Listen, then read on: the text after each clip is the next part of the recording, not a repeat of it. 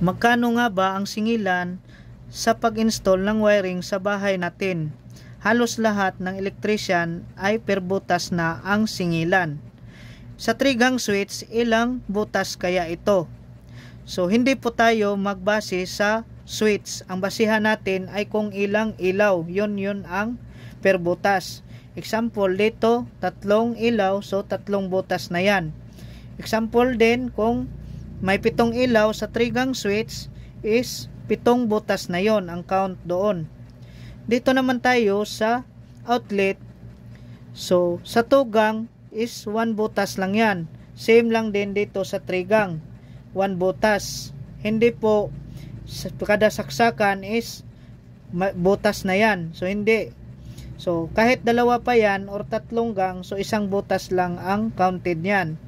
So sa rate naman tayo, nakadepende yan sa city or provincial. So sa provincial tayo, kadalasan doon ay magsasaka, so mahirap mga tao. So imbes per butas is 350. So ang singilan dito, kung ako lang, is gawin ko na lang 200 kasi mahirap yung mga tao doon, so maawa tayo. So same lang din sa outlet.